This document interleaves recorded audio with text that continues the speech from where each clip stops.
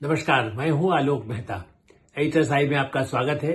हमारा अनुरोध है कि आप एडिटर्स आई देखें, लाइक करें, सब्सक्राइब करें, मित्रों को, ग्रुप्स को फॉरवर्ड करें और उनसे भी आग्रह करें कि वे भी सब्सक्राइब करें ताकि अधिकाधिक दर्शकों तक हमारी बात पहुंचे और उनकी राय और आपकी राय भी हमको मिल सके। सुप्रीम कोर्ट का ऐतिहासिक फैसला खास करके राज्य सरकारों के लिए और जनता के हित में। राज्य सरकारों से सुप्रीम कोर्ट ने एक आदेश में कहा है कि वे सुनिश्चित करें कि प्राइवेट हॉस्पिटल्स, निजी अस्पताल, वो जनता को लूटे नहीं, दवाई के नाम पर अपने यहाँ ही फार्मेसी खोल लें और उसके बाद मनमाने दाम से जनता को लूटने की जो कोशिश होती है। एक पिटीशन जब उनके सामने आई और मैं इसीलिए इसे ऐतिहासिक कहता हूं कि राजनीतिक बातें तो बहुत होती है, भ्रष्टाचार को होती है, लेकिन जनता के जीवन से जुड़े हुए शिक्षा और स्वास्थ्य दो ही एक ऐसे विषय हैं जिस पर सबसे अधिक लोकतंत्र में लोगों को, समाज में लाभ देने की आवश्यकता है। भारत को सुपर पावर बनाना है, भारत को 2047 तक विकसित भारत बनाना है। प्रधानमंत्री नरेंद्र मोदी की ये जो परिकल्पना है, ये केवल कागजी नहीं है।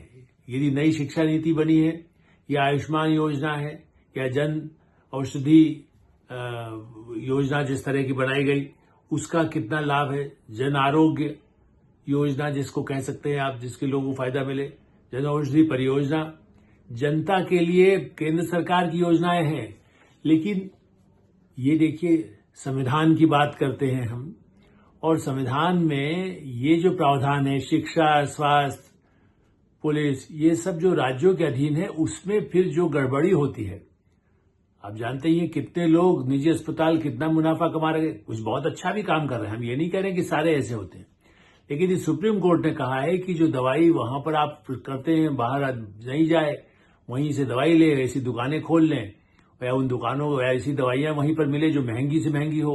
उपकरण भी कई बार ऐसा होता है कि आप ये लेकर के आइए, आपको ये ऑपरेशन हुआ है तो इसकी जरूरत होगी, इस तरह के कुछ साधन है, यदि आपको ऑक्सीजन लेना है तो ये ले लीजिए, आपको ये अपना ऑक्सीजन के लिए कुछ जरूरत है या भाप लेने के लिए जरूरत है। कई तरह के उपकरण भी होते हैं जब कई बार मांगे जाते हैं, या कई जगह तो इंजेक्शन, कई जगह ये कहा जाता है कि आप फलाना इंजेक्शन लेके आइए, बड़े ऐसे दुर्लभ है जो हमारे यहाँ अस्पताल में उपलब्ध नहीं है, फिर उसको उसी फार्मेसी से लाने की आवश्यकता होती है। ऐसी गंभीर शिकायतें, और इसीलिए सुप्रीम कोर्ट ने माना है कि हाँ, ये गड़बड़ है। जवाब तलब तो पहले भी किया गया, लेकिन सुनवाई के बाद वो केंद्र सरकार को तो कहती ही है, लेकिन केंद्र सरकार तो अपना क्या करेगी, इसलिए राज्य सरकारों को निर्देश दिया है। एक तरह से मैं तो इसको मानता हूं कि इसे उस पर दंड का प्रावधान अभी नहीं किया गया है, लेकिन होना चाहिए कि जो राज्य सरकार नहीं करे, जो उसके सचिव उस पर ध्यान न दें, तो उन पर भी जो भी कार्रवाई हो सकती है, जुर्माना होता है। मैं नहीं कह रहा हूं उनको जेल भेज दिया जाए, लेकिन उन्हें लगे कि यदि हम इसको क्रियान्वित नहीं करेंगे, हम देख रहे हैं हॉस्पिटल्स को करने के लिए, जिस तरह से उसकी देखरेख के लिए, उसके नियंत्रण के लिए, उसकी सुविधाओं के लिए, उसमें अग्निशमन की सुविधाएं के लिए, फायर ब्रिगेड, कुछ अस्पतालों का आपने सुना होगा पिछले कुछ महीनों, वर्षों के दौरान कितनी ऐसी घटनाएं हुई जो अस्पतालों में आग लग जाती है। छोटे नर्सिंग होम में ऐसी लगी तो उसका क्या नुकसान होता है। ऐसे ही ये उससे भी भयावह है, चूंकि ये जिसको कहते हैं स्लो पॉइजनिंग है। लोगों को यदि नहीं ला पाएगा तो उसको जान बचाना मुश्किल होगा, या इतना ज्यादा होगा वो खर्च लेगा गाँव कस्बों में, फिर उन योजनाओं का क्या लाभ होगा। इस दृष्टि से मुझे लगता है कि भारत में केंद्र सरकार का जो प्रयास है, प्रधानमंत्री नरेंद्र मोदी का, उस योजना में इस बात का प्रावधान है कि लोगों को सस्ता से सस्ता, अच्छा से अच्छा इलाज उपलब्ध हो। हम कई बार आयुष्मान भारत की चर्चा कर चुके हैं। दिल्ली और बंगाल को छोड़ के जब लागू नहीं हुआ, अब तो जबकि दिल्ली में भाजपा सरकार आ गई है और घोषित किया है, तो आयुष्मान भारत यहां पर भी लागू हो जाएगा। 5 लाख का बीमा, 10 लाख का बीमा, 70 साल से ऊपर वालों के लिए 10 लाख का बीमा, ये सब सुविधाएं हैं। जब उस तरह की सुविधाएं देने की बात जो की जा रही है, वैसी स्थिति में क्या उसका लाभ राज्य सरकारों को नहीं देना चाहिए। और एक दिलचस्प बात, हम एक तरफ भाजपा की आप तारीफ करें केंद्र सरकार का कि साहब उन्होंने कर दिया, केंद्र ने बड़े निर्णय किए। आप देखिए कि जन आरोग्य जो परियोजना है और उसका लाभ, मैंने 10 करोड़ से अधिक लोगों को उसका लाभ मिल चुका है और ये किस अवसर पर हम बात कर रहे हैं, जिस समय उसका दिवस 7 मार्च को जन आरोग्य का, जन औषधि, इन सब चीजों के लिए जो दिवस माना जाता है, हर चीज के लिए हम मनाते ही हैं, लेकिन उस दृष्टि से भी उसका एक महत्व है जिसकी हम चर्चा करना आवश्यक समझते हैं कि जब दिवस मना रहे हैं 2 दिन 7 मार्च को होना है, उसके पहले से गतिविधियां पहले से शुरू हो गई। अनुप्रिया पटेल हो या जेपी नड्डा हो, मंत्री तो करते हैं, सचिव करते हैं, प्रधानमंत्री खुद भी संदेश देते ही हैं।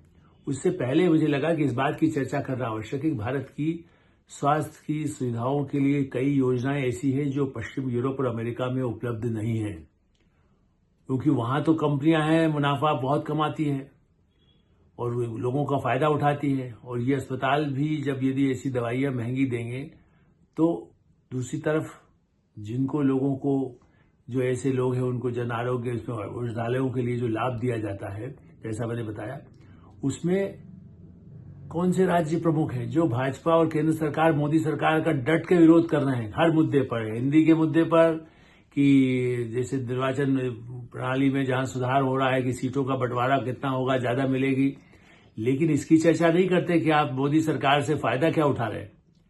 तमिलनाडु, केरल,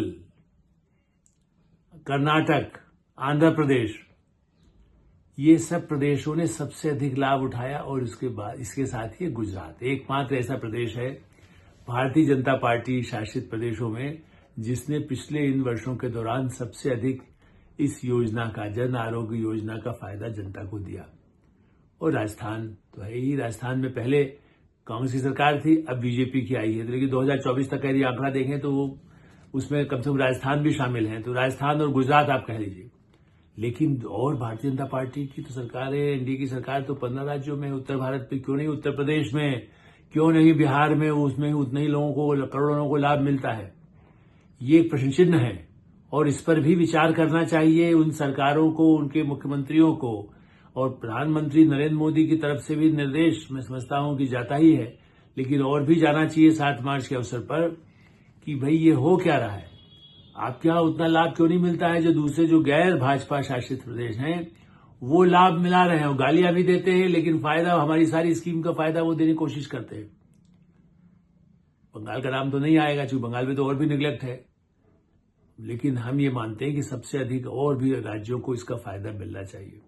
इसी तरह से जन औषधि की परियोजना जो है, आपने देखा हो, जेनरिक दवाइयों के लिए जो प्रधानमंत्री नरेंद्र मोदी की अपनी स्कीम में कितनी सस्ती दवाई, जो जेनरिक दवाई मतलब आप जो बाजार में जो वेस्टर्न कंट्रीज बने, अमेरिकन कंपनियां, विदेशी कंपनियां, जर्मन कंपनियां, वो यूरोपियन कंपनियां या कहीं पर और गल्फ से बन रही हो या प्राइवेट कंपनियां, जिस तरह की भारत की भी कंपनियां जो महंगी दवाइयां देते हैं उससे कई गुना अधिक कम, सबसे कम मूल्य पर इसके लिए इतने केंद्र खोले गए। 15,000 खुलने का था और लगभग 25,000 हो जाएंगे इस साल, ऐसा बताया जा रहा है। जन औषधि केंद्र में हर जगह ऐसी शॉप्स होंगी, अवेलेबल है, जहां पर दवाइयां लोग ले भी रहे हैं। और लक्ष्य है कि 25,000 हो जाए और बाद में 2047 तक लक्ष्य है कि भाई और अधिक इसको पहुंचाया जाए। 2027 तक तो कम से कम 25,000 हो जाए। अभी 15,000 हैं, 20,000 होंगी, फिर 25,000 होंगी। इस दृष्टि से ये जो योजनाएं केंद्र की हैं और इसमें कितनी दवाइयां हैं, आप आश्चर्य करेंगे। 2,000 से अधिक दवाइयां और 300 से अधिक सर्जिकल, मेडिकल, इस तरह के जो इक्विपमेंट्स हैं वो भी इस सस्ते दामों पर इन जन औषधि केंद्र पर उपलब्ध किए जाते हैं। और हो सकता है कि प्राइवेट अस्पताल वहां से ले आए, दूसरों को दे दे और उसका फायदा, अपना कीमत उस तरह से लोगों से ज्यादा वसूल करें। ये भी एक खतरा होता है, लेकिन फिर भी, लेकिन ये एक बात और ध्यान दिलाने की आवश्यक है कि इसके लिए भी और अधिक जन औषधि केंद्र पर यह निगरानी हो कि वो ठीक से पहुंचे, उसकी पहुंच लोगों तक हो, लोगों को उसकी जानकारी हो। सरकार तो प्रचार करती है, लेकिन राज्य सरकारों का दायित्व है, स्थानीय नगर निगमों का दायित्व है, स्थानीय सरकारों का दायित्व है कि वे इन केंद्रों की जानकारी लोगों को दें, क्योंकि दुनिया में ऐसी कोई स्कीम नहीं है जहां पर अलग से जेनरिक दवाइयों की उपलब्ध किया जा सके। और भारत में तो जेनरिक दवाई की अलग बात है, जो एलोपैथिक दवाई आप कहते हैं, आयुर्वेदिक के इतने और प्राकृतिक चिकित्सा के केंद्र खुल गए हैं हजारों में। जिस तरह से प्रधानमंत्री नरेंद्र मोदी के आने के बाद 10-11 वर्षों में होम्योपैथी, जो जर्मनी में एक समय में उसको भी मान्यता, जहां से निकली थी होम्योपैथी, वहां पर नहीं स्वीकार की जाती थी। मैं उस बात कर रहा हूं जो 1980 से 85 के पहले, 90 से पहले। मैं खुद वहां रहा 3 वर्ष, तो कभी होम्योपैथी जाइए तो कहते नहीं साहब ये सरकार के जो स्वास्थ्य योजनाएं हैं उसके तहत उसकी जो इंश्योरेंस है उसमें इसको लागू नहीं है। अब तो शायद वहां भी माना जाने लगा है, आयुर्वेद भी पहुंच गया है ब्रिटेन, यूरोप, अमेरिका में। तो हमारे इस जन आरोग्य और जन औषधि ऐसी योजनाएं जो सामान्य जन के लिए, भारत जैसे देश में जहां पर हजारों लाखों गांव हैं, जहां आज भी लाखों लोगों को सहायता की आवश्यकता होती है, करोड़ों लोगों को दवाई की आवश्यकता होती है, उनके लिए यदि सरकार की ऐसी कल्याणकारी योजनाओं के तहत जो प्रावधान है उसे लोगों तक पहुंचाने का काम कोई प्रधानमंत्री नरेंद्र मोदी अकेले नहीं कर सकते। वो काम कोई सचिव अकेले नहीं कर सकते। वो काम केवल केंद्र में बैठी हुई सरकार के मंत्री और सारे सांसद नहीं कर सकते। हाँ, सांसद अपने क्षेत्रों में जागरूकता अभियान चला के खुद लोगों को बता करके, विधायक, पार्षद, मैं तो ये मानता हूं कि जन भागीदारी, जन औषधि योजना और जन आरोग्य योजना, जन भागीदारी तो तभी होगी जब जनप्रतिनिधि उसमें हो और किसी पार्टी के हो। जैसा मैंने कहा, यदि तमिलनाडु वाला फायदा दिला रहा है तो उत्तर प्रदेश और बिहार का क्यों नहीं दिला सकता। आप इतनी पुण्य के काम करते हैं। अभी प्रधानमंत्री ने कैंसर अस्पताल का उद्घाटन किया छतरपुर के पास, धार्मिक केंद्र है, लेकिन उसके बाद वहां किया कि चलो कैंसर का अस्पताल बन रहा है। तो ऐसे ही जनप्रतिनिधियों का दायित्व है कि उन योजनाओं को जनता को लाभान्वित कैसे किया जा सके, उसमें उनकी भूमिका हो।